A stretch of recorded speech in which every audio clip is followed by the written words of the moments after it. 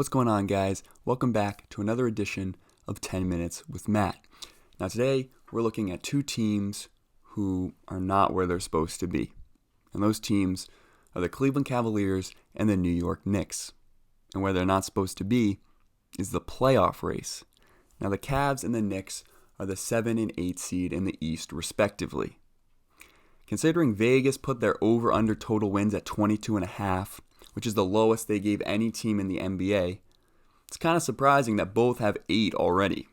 I mean, that's halfway there, practically, about a quarter of the way into the season. So what is going on here? How are the Cavs and the Knicks overperforming to such a degree? Well, I took it upon myself. No one asked me to look at the Cavs or the Knicks. I willingly looked at both of these teams, and I actually found quite a bit of similarities. So I think it starts off in the offseason. Both of these teams hired new coaches, J.B. Bickerstaff in Cleveland, Tom Thibodeau in New York. The Knicks also hired a new GM in Leon Rose. And relatively quiet off seasons for both teams, really. I mean, the Cavs traded for JaVale McGee, drafted Isaac Okoro. Knicks brought in, Nerlens Noel, Austin Rivers, Alec Burks, brought back Elfrid Payton, and drafted Obi Toppin and Emmanuel Quickley.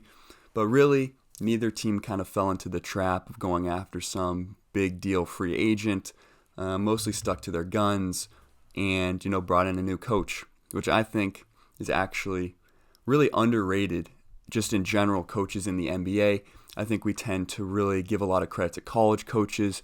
When you think about Coach K, John Calipari, Roy Williams, we think because they get a whole new team every year that they're really the one constant in that system, and they deserve a lot of credit. But I think kind of to the detriment of coaches in the NBA, we focus on superstars, we think coaches kind of take a back seat. But I think specifically with rebuilding teams, young teams like the Cavs and the Knicks, this coaching hire was very important, especially when you consider a young team like the Pelicans going with Stan Van Gundy. Already doesn't seem like a great fit. We'll see kind of how that goes, as we continue into the season. But just within the first 15 games, looks like the Knicks and the Cavs have a lot more to be happy about than the Pelicans. And one of the big things that a coach provides is a culture. A team kind of takes on the personality of a coach. Tom Thibodeau is already kind of iconic for that kind of tough and rough sort of play style. A lot of people, I don't think, thought that it would translate to today's NBA. So far, you got around a 500 team that, probably shouldn't be there. So you can say they're overperforming, and in the same way, the Cavs are as well. And what this does, what these coaches have done, is really had these players buy into their system. And where that really comes across is on defense. So looking at the numbers, the Cavs and Knicks allow the least amount of points per game. So they're already one of the kind of fundamental stats when you look at defense. They're already top 2 in the league there. And that helps a lot. The Cavs are second in steals per game. Right now, Larry Nance, of all people, leads the league in steals per game. Andre Drummond is also top 20 in steals per game. Both teams are also great at rebounding. Knicks, 4th in total rebounds per game, and Cavs are 5th in offensive rebounds. So right there, they clean the glass, and they defend. They limit, teams from scoring. So right there, that is a huge boost, especially when you look at other young teams like the Kings, who right now allowed the most points in the West. You could kind of take, a page out of the Knicks and Cavs book, get everyone defending. And, what is defense? At the end of the day, a lot harder to kind of break down, especially statistically compared to offense, because a lot of times offense just comes down to individual ability, whether your guy can, square up and hit a shot. Defense, even stats like blocks and steals don't always give the full picture. Say you can average 4 blocks a game, but if you block 4 out of 22 shots and the other 18 go in, you're not a great defender.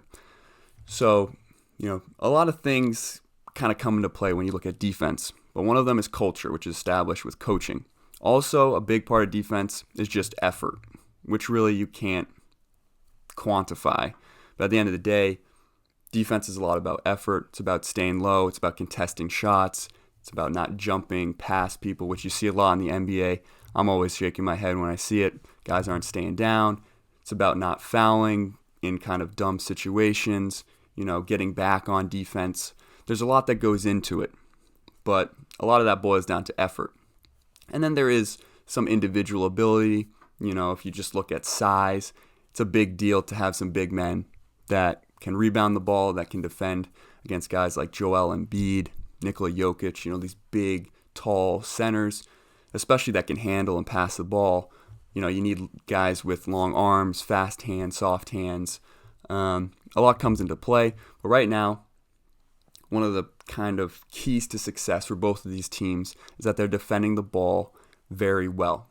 Now, the same can't really be said offensively. Right now, both teams are in the bottom half of the NBA in a lot of offensive statistics. The Cavs, one of kind of, their fatal flaws right now is turnovers. They're fourth in turnovers per game. But on defense, their turnovers, they force, they're in the top 5 in turnovers forced. So, the ball's exchanging is, going between teams a lot in Cavs games, basically, is the point, which is kind of chaotic, but, it works for them. Another thing is the Cavs are last in free throw percentage. So right there, if they limited turnovers, made more of their free throws, they would be in a better position. So there's that. Another thing that is kind of surprising, kind of similarity is both of these teams are last and second to last in pace. So what they do is they defend the ball really well, but they also don't take a ton of shots. They don't play at a fast pace. So what that means is they shrink the game. So you're not taking as many shots. They're not taking as many shots. And in these circumstances, they have a higher chance of winning because if you have a bad off night, they're going to win. And that's why the Knicks have signature wins against good teams like the Jazz and the Celtics, is because they can do that. When you think about going back to the college game, a team like Virginia will win games 52-45 because they're able to really shorten that 40 minutes of basketball and limit your shots. And, they make just enough to win games. Now, it does make you susceptible to upsets. We saw Virginia, be the only 1 seed to lose to a 16 seed. So, yeah, the Cavs and Knicks, you run a risk. But at the end of the day, you're going to be about 500, which is pretty cool, especially in this COVID season where teams are undermanned, they don't have their superstars. You can capitalize off of that and, maybe find yourself in the playoff race. Now, as we look at personnel and rosters, both teams kind of have leading veterans. You got Andre Drummond in Cleveland, leading the league in rebounds and defensive rebounds. Great defensive center. You look at Julius Randle, and then in New York, taking a big step up. Maybe an all-star, depending on how the East shakes out. He's scoring more. His assist numbers are way up. Kind of now the leader of that team offensively and defensively. Now both teams also have a lot of youth. Colin Sexton, Garland, Isaac Okoro, great defensive guards working on kind of offensive game as well. Sexton can prove that he can score. I mean, they just beat the Nets in back-to-back games. Sexton, having incredible, overtime and double overtime in that first game. In New York, Emmanuel Quickley's already seeming like a great pick for them in the late first round. RJ Barrett, him and Julius Randle are top 5, minutes per game. At one point in the season, I mean, Tibbs is playing them a ton. RJ Barrett's looking like he's taking a step up. Mitchell Robinson too. And I mean, these teams have a lot of depth too. I mean, they got core players. You look at Larry Nance, Taurean Prince, Jared Allen. Those 2 last guys, great additions to the team. Same with the Knicks. Alec Burks seems to be like a great scorer off the bench. Elfrid Payton, the Baller Scholar podcast is a huge fan of him. Even Reggie Bullock, contributes a lot. And Nerlens Noel actually seems to be a great defensive force. So when you look at it, because they've been able to play defense, these coaches have been able to do a great job kind of getting these players to buy in. And so far, it's equating to wins. And that is the most important part. Obviously, we got a little bit longer to go in the season. We'll see if they can continue it. But this has been 10 Minutes with Matt. Thanks for listening.